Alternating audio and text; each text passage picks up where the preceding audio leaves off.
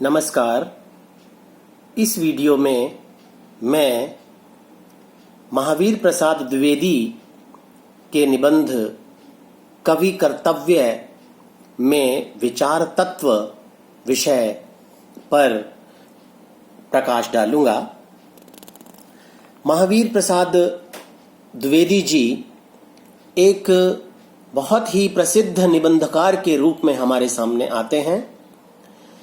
द्विवेदी युग का हिंदी खड़ी बोली के विकास में महत्वपूर्ण योगदान देने में द्विवेदी जी सबसे अग्रणीय लेखकों में रहे हैं। सरस्वती पत्रिका का संपादन उनके द्वारा ही हुआ और हिंदी के विकास का केंद्रीय मंच सरस्वती पत्रिका को उनके द्वारा ही बनाया गया। हिंदी के विकास के लिए उन्होंने बहुत से ग्रंथों का हिंदी में अनुवाद भी किया और उन विषयों पर हिंदी में लेखन किया जिन विषयों में साहित्य उपलब्ध नहीं था। कवि कर्तव्य निबंध में कवियों को मार्गदर्शन देने के लिए उन्होंने लिखा कि किस प्रकार कविता लिखी जानी चाहिए और किन विषयों पर काव्य रचना की जानी चाहिए। नए नए छंदों का प्रयोग करना और कविता लेखन में कवियों को किन किन बातों का ध्यान रखना चाहिए और किन किन बातों से बचना चाहिए, इस सभी बातों के प्रति उन्होंने अपना ध्यान हमें दिया है। निबंध में जो भी विचार उन्होंने व्यक्त किए हैं वे कवियों के लिए बहुत महत्वपूर्ण हैं। द्विवेदी जी का यह कहना है कि कविता गद्य या पद्य दोनों में रची जा सकती है, लेकिन इस बात का विशेष रूप से ध्यान रखना चाहिए कि यदि कविता लक्षणहीन है तो छंदोबद्ध लेख काव्य नहीं कहलाता है। छंदोबद्ध कविता को ही पद्य कहा जाता है और छंद में वर्णों अथवा मात्राओं की संख्या निश्चित होती है। छंद प्रयोग की दृष्टि से कविता का रस बहुत अधिक बढ़ जाता है। उन्होंने छंद प्रयोग की दृष्टि से कहा है कि हिंदी में दोहा, चौपाई, घनाक्षरी, सवैया आदि का प्रयोग तो काफी किया जा चुका है। इसलिए छंद प्रयोग की दृष्टि से कवियों को चाहिए कि वे अब कविता लेखन में नए नए छंदों के प्रयोग करें, नए नए छंदों को वे अपनाएं।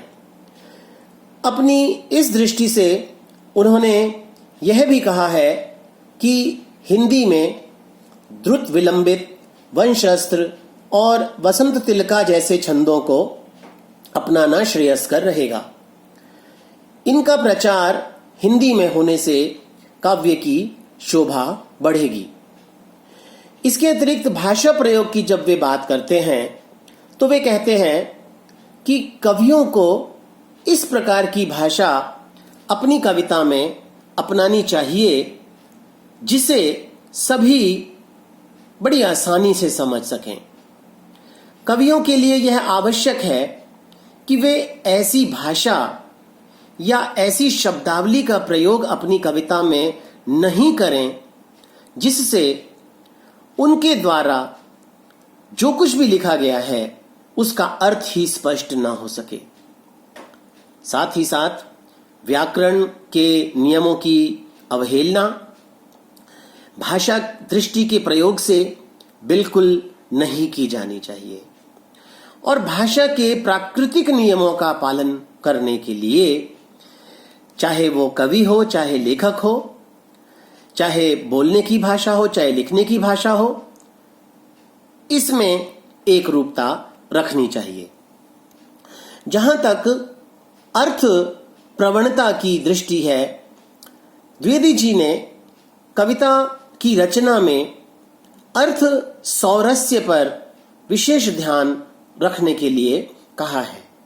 वे यह मानते हैं कि अर्थ ही कविता का प्राण तत्व होता है। जिस कविता में अर्थ का चमत्कार नहीं, वह कविता कहलाने लायक ही नहीं। इसलिए कवि जिस भी विषय का वर्णन कर रहा है, उसके साथ भावनात्मक संबंध उसे स्थापित करना चाहिए। इसके साथ ही साथ उसमें कुछ ऐसा नहीं होना चाहिए जो कि समाज में श्लील न लगे, अर्थात कोई अश्लीलता एवं ग्राम्यता गर्भित अर्थ नहीं होना चाहिए।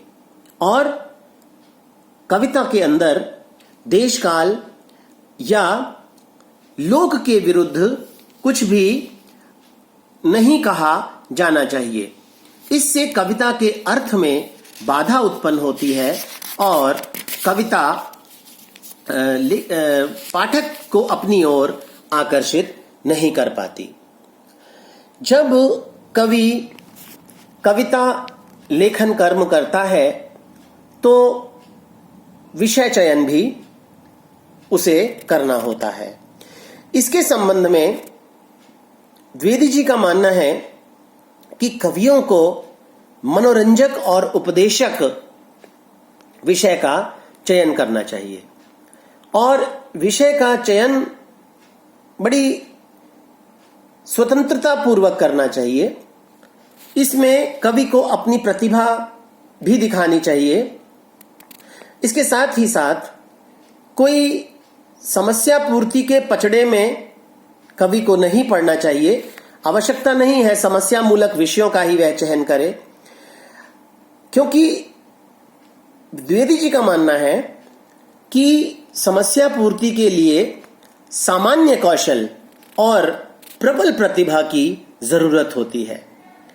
इस समय संस्कृत और अंग्रेजी के कुछ प्रमुख काव्यों का भी अनुवाद किया जा रहा है, लेकिन इससे हिंदी कविता को उतना लाभ नहीं होगा जितना होना चाहिए।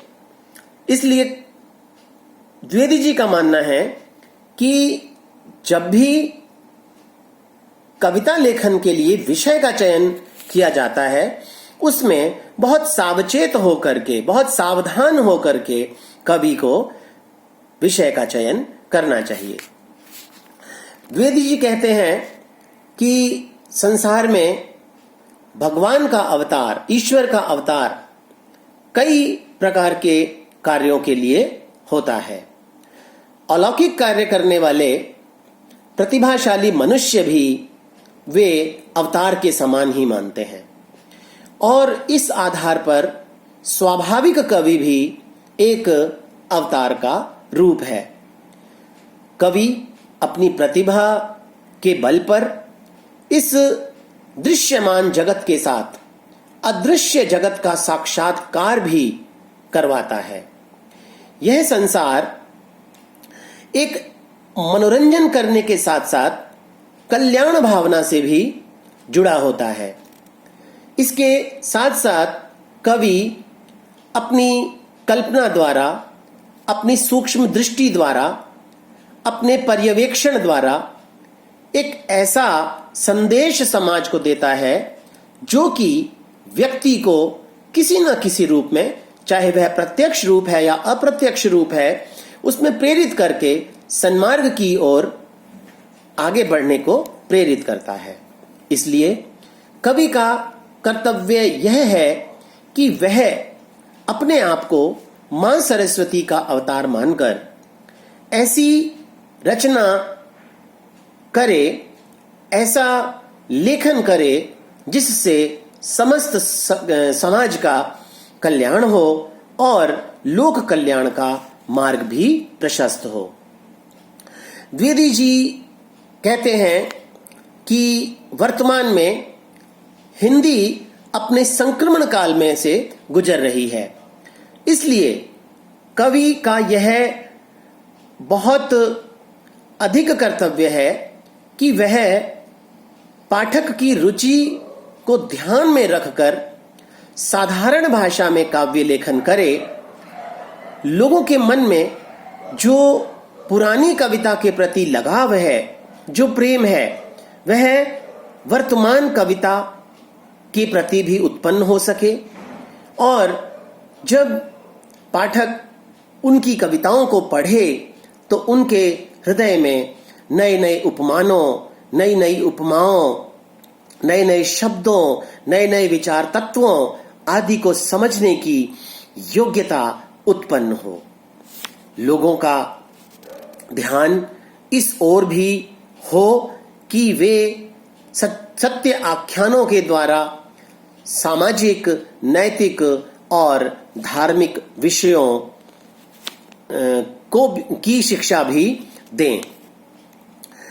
द्विवेदी जी इस निबंध में, कवि कर्तव्य निबंध में कहते हैं कि वर्तमान में कविता के अंदर शास्त्रोक्त गुणों को छोड़कर कुछ ऐसे गुण होने चाहिए जिससे वह लोकप्रिय हो। और उनका यह मानना है कि कविता में सामान्य लोगों की अवस्था, सामान्य लोगों के विचार और सामान्य लोगों के मनोविकारों का वर्णन होना चाहिए। भाषा स्वाभाविक होनी चाहिए, मनोहर होनी चाहिए, सहज होनी चाहिए। जब अलंकारों की बात हो तो गूढ़ अलंकारों का प्रयोग नहीं होना चाहिए। कल्पना सूक्ष्म होनी चाहिए, स्थूल कल्पना का कोई स्थान कविता में नहीं होना चाहिए। स्वाभाविक उपमान होने चाहिए और कविता में नैतिक गुणों की अपेक्षा महावीर प्रसाद द्विवेदी जी करना चाहते हैं। इसके साथ ही साथ जब वे छंद की बात करते हैं तो कविता में सीधे साधे, परिचित, सुहावने और वर्णन के अनुकूल छंद होने चाहिए। इस प्रकार यह कहा जा सकता है कि द्विवेदी जी ने कवि कर्तव्य निबंध में जो विचार एक कवि के लिए हमारे सामने प्रस्तुत किए हैं, कवि का क्या कर्तव्य होना चाहिए, उसके लिए जो विचार हमारे सामने प्रस्तुत किए हैं, उनमें वे पूर्णतः सफल हुए हैं और विचार तत्व की दृष्टि से कवि कर्तव्य निबंध एक बहुत ही सुंदर, रोचक और अनन्य निबंध है। धन्यवाद।